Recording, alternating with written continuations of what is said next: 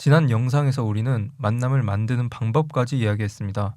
환경을 바꾸고 모임을 만들고 소개를 받고 앱을 연습처럼 사용하는 것까지요. 그런데 여기서 또 이런 질문이 옵니다. 막상 만나면 뭘 해야 하나요? 첫 만남만 가면 다 어색해지고 그 뒤로 흐지부지 끝나요. 그래서 오늘은 첫 만남에서 대화가 통하는 방법을 아주 현실적으로 이야기해 보겠습니다. 먼저 결론부터 말씀드릴게요. 소개팅 100% 성공하는 대화 주제 같은 건 없습니다. 대화 주제 50개를 외워가도 실패합니다. 왜냐하면 대화 주제 자체가 문제가 아니라 그 대화 안에 공감이 남지 않기 때문입니다.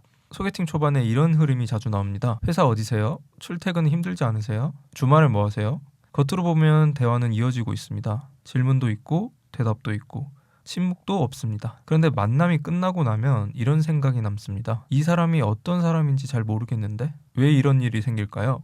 대화가 정보 교환에서 멈췄기 때문입니다. 총 3가지의 원칙이 있는데 첫 번째는 질문보다 먼저 내 이야기의 재료를 준비하라입니다. 대부분의 사람은 소개팅에서 무슨 질문을 해야 할지만 고민합니다. 하지만 대화가 잘 되는 사람들은 질문보다 먼저 자기 이야기의 재료가 준비되어 있습니다. 예를 들면 이런 겁니다. 요즘 하루 중에 제일 편한 시간이 언제인지, 최근에 유난히 반복해서 하는 행동이 뭔지, 괜히 기분 좋아지는 순간이 언제인지, 이런 걸 한두 개만 정리해두면 대화가 훨씬 자연스러워집니다. 요즘 퇴근하고 집에 와서 아무 생각 없이 샤워할 때가 제일 편해요.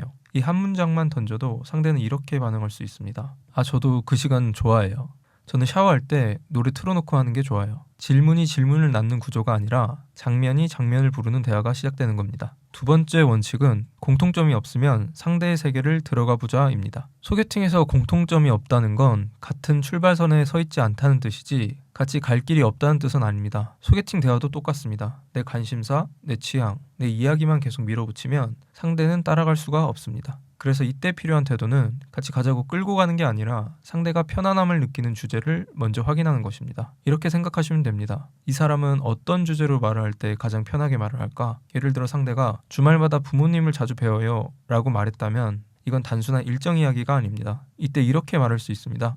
가족이랑 자주 시간 보내는 게 원래부터 자연스러웠던 환경이셨나 봐요.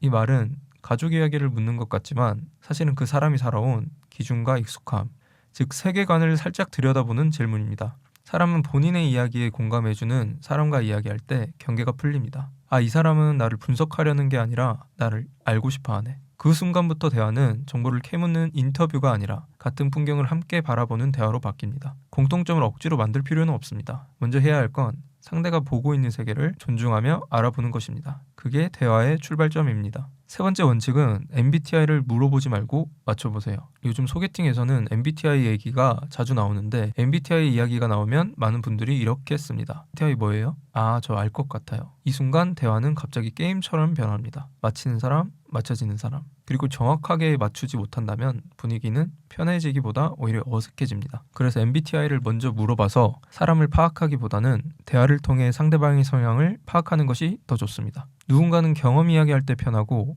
누군가는 생각이나 가치 이야기할 때 편하고 누군가는 일이나 문제 해결 이야기할 때 편하고 누군가는 사람 관계 이야기할 때 편합니다. 그래서 처음부터 MBTI를 묻지 않아도 됩니다. 대화를 하다 보면 이미 힌트가 다 나옵니다. 상대에게 집중하며 목표하는 것에 대한 질문을 했을 때 자신 있게 대답한다면 문제 해결 방식에 대한 대화를 선호할 가능성이 높고 상대에게 연락의 빈도와 중요성에 대해 물어봤을 때 연락의 주기와 관계가 비례한다고 답한다면 감정적인 이야기를 선호할 가능성이 높습니다. 소개팅에서 100% 성공하는 대화 주제는 없습니다. 대화 주제를 외우는 순간 대화는 시험이 됩니다. 대신 공감을 만드는 기준은 분명합니다. 첫째, 질문 전에 내 이야기의 재료를 준비할 것. 둘째, 공통점이 없으면 상대의 세계를 알아볼 것. 셋째, 성향에 맞는 질문을 해볼 것. 소개팅은 정답을 맞히는 자리가 아닙니다. 또한 소개팅에서 중요한 건 말을 잘하는 게 아닙니다. 말보다 태도가 훨씬 강합니다. 상대는 당신의 말 하나하나를 기억하지 않습니다. 대신 당신과 있을 때 느낀 분위기는 기억합니다. 표정에 여유 있는지,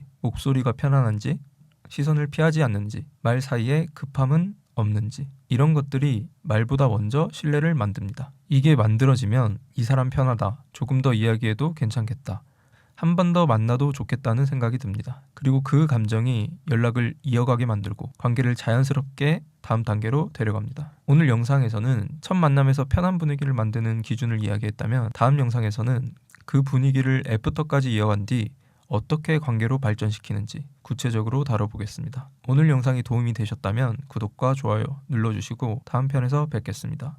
감사합니다.